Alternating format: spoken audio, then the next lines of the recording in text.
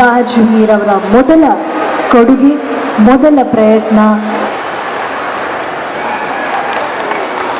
ಸುಂದರವಾದ ಲೋಕ ಸುಂದರವಾಗೋದಕ್ಕೆ ಪರಿಸರ ಕಾರಣ.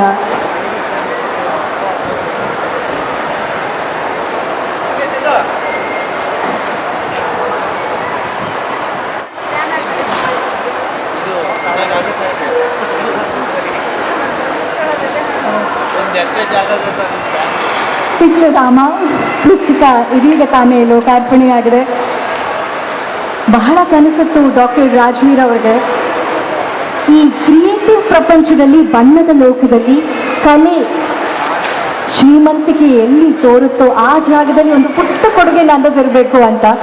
ಇವತ್ತು ಅವರ ಕನಸಿಗೆ ರೆಕ್ಕೆ ಸಿಕ್ಕಿದಾಗಿದೆ. ವೇದಿಕೆಯಲ್ಲಿರುವಂತಹ ಗಣ್ಯರೆಲ್ಲರೂ ಸೇರಿ ಆಶೀರ್ವಾದ ಮಾಡಿ ಡಾಕ್ಟರ್ ರಾಜ್ವೀರ್ ಅವರ ಕನಸಿನ ಕೂಸು ತಿಕ್ಲೂರಾಮ ಪುಸ್ತಕವನ್ನ ಬಿಡುಗಡೆ ಮಾಡಿದ್ದಾರೆ. ಇದು ಕೇವಲ ಪುಸ್ತಕವಾಗಿದೆ ಅನ್ನೋ ರೀತಿಯಲ್ಲಿ ಎಲ್ಲ ಬಲ್ಲವರಿಲ್ಲ, ಬಲ್ಲಿದರು ಬಹಳಿಲ್ಲ. ಎಲ್ಲ ಬಲ್ಲವರಿಲ್ಲ, ಬಲ್ಲಿದರು ಬಹಳಿಲ್ಲ. ಸಾಹಿತ್ಯ ಎಲ್ಲರಿಗೆ ಅಲ್ಲ ಅಂತ 16ನೇ ಶತಮಾನದಲ್ಲೇ ಸರ್ವಜ್ಞ ಹೇಳಿದ್ದಾರೆ. ಆದರೆ ಅಪವಾದ ಅನ್ನೋ ರೀತಿಯಲ್ಲಿ ಅವರು ಅನ್ಯವೃತ್ತಿಯನ್ನು ಮಾಡ್ತಾ ಇದ್ದಾಗ್ಯೂ ಸಹ ಸಾಹಿತ್ಯ ಕೃಷಿ ಮಾಡೋದಕ್ಕೋಸ್ಕರ ಅಂತ ನಟರಾಜರು ಹೊರಟಿದ್ದಾರೆ. ಅದು ಬಹಳ ಮುಖ್ಯ. ಯಾರು ಯಾವ ಲೋಕಕ್ಕೆ ಬಂದಾಗ್ಯೂ ಸ್ವಾಗತ ಕೋರೋದನ್ನ ಅದು ಹಿರಿಯರ ಸಮ್ಮುಖ ಆಗುತ್ತೆ ಅಂದರೆ ಇನ್ನೂ ಒಳ್ಳೆಯದು.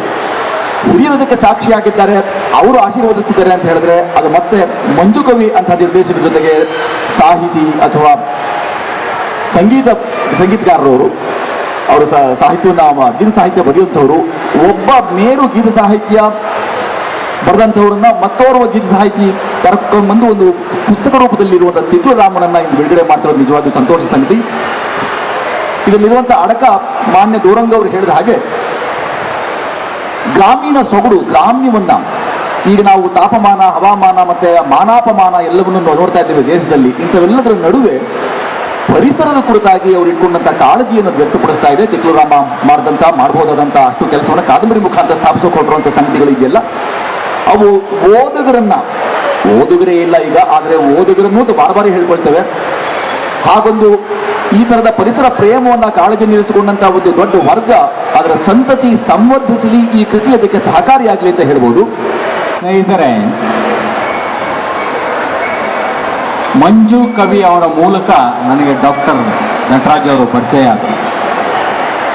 ಪ್ರಾರಂಭದಲ್ಲಿ ಅವರು ಬಂದು ನನ್ನ ಬಳಿ, ನಾನೊಂದು ಕಾದಂಬರಿ ಬರಿತಾ ಇದ್ದೀನಿ ಸರ್, ನಿಮ್ಮ ಪ್ರಕಾಶನದಲ್ಲಿ ಅದನ್ನು ಪ್ರಕಟಣೆ ಮಾಡಬೇಕು ಅಂತ ನನಗೆ ಕೇಳಿಕೊಂಡ್ರು.